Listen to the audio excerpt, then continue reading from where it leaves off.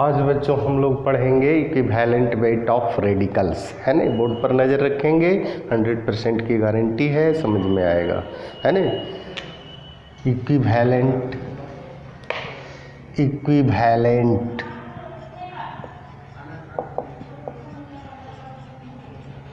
Weight of radical.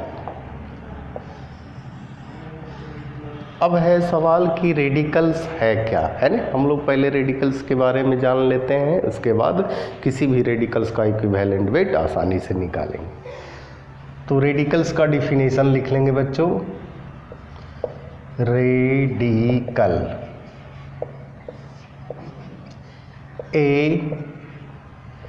Radical is a group of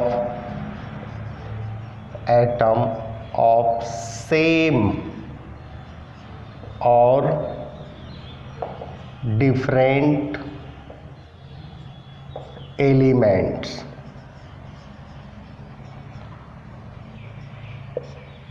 combined chemically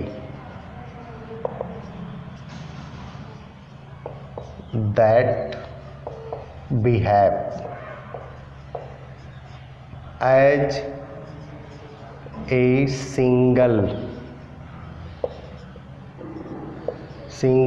unit with a positive और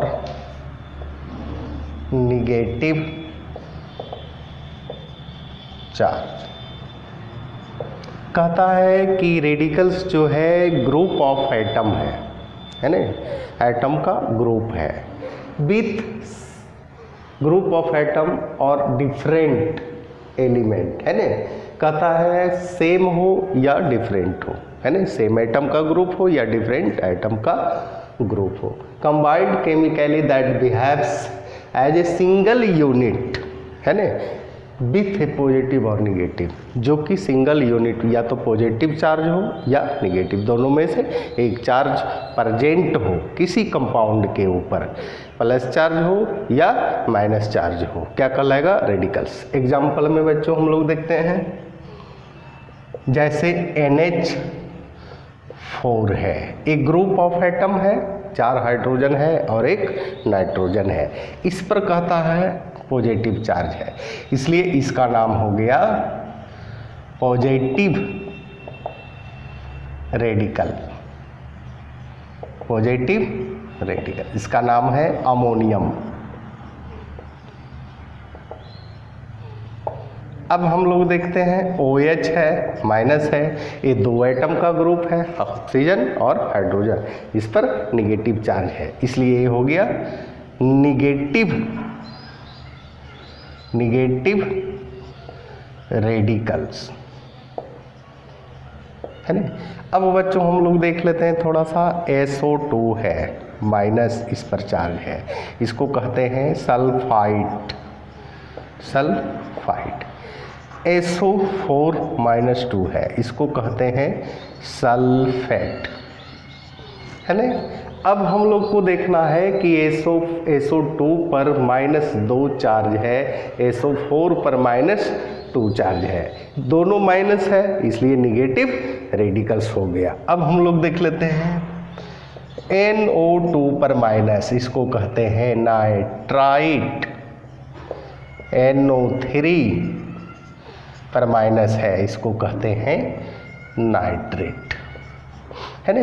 बच्चों ये सब क्या हो गया, रेडिकल्स। यानी रेडिकल्स आपसे पूछेगा तो कहेंगे कि समान एटम का ग्रुप हो या डिफरेंट एटम का ग्रुप हो, जिस पर सिंगल यूनिट यानी पॉजिटिव चार्ज हो या नेगेटिव चार्ज हो, ठीक है, इसी को हम लोग कहते हैं रेडिकल्स। अब हम लोग को निकालना है ये सभी रेडिकल्स का equivalent weight.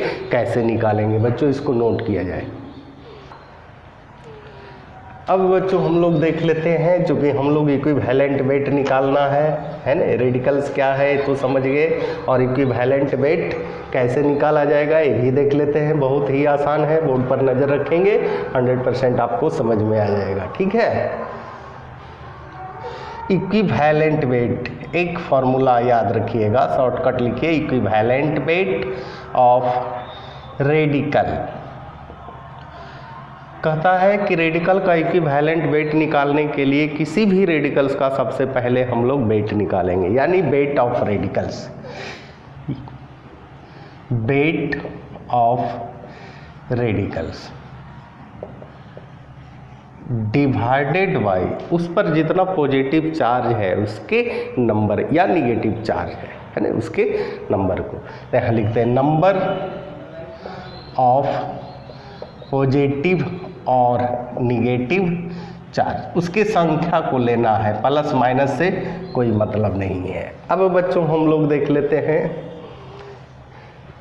NH4 plus equivalent weight निकालना है अमोनियम आयन का, यहाँ ऐसे कर दीजिए है ना, इसका मतलब इक्विवेलेंट। इसका वेट ले लेते हैं, नाइट्रोजन 7 नंबर पर है, इसका वेट 14 होता है, इसका एटॉमिक वेट, यानी 14, हाइड्रोजन का 1 होता है और 4 है, डिवाइडेड बाई क्या करेंगे बच्चों, नंबर ऑफ पॉजिटिव चार्ज या number of negative charge. Positive charge 1 है, 1 दे दिए, यानी 18 बाई 180, यही इसका इक्विवेलेंट वेट हो गया।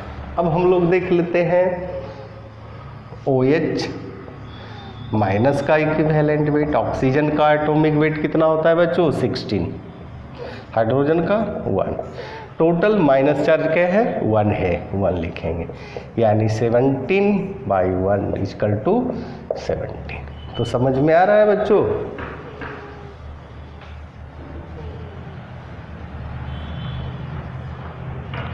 अब हम लोग देखते हैं CO3 - 2 है, कार्बोनेट आयन, कार्बन 12 है, ऑक्सीजन 16 है, 3 ऑक्सीजन है, 3 जा क्या होगा 48, टोटल चार्ज है 2, यानी 60 बाई 2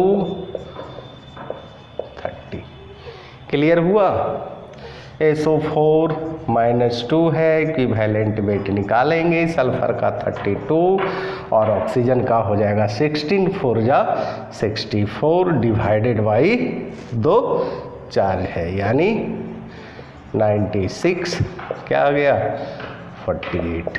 तो बच्चों समझ में आया, इक्विवेलेंट वेट ऑफ रेडिकल्स बहुत ही आसान है।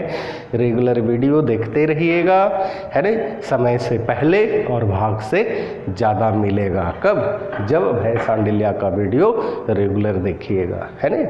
ठीक है, इसी के साथ धन्यवाद।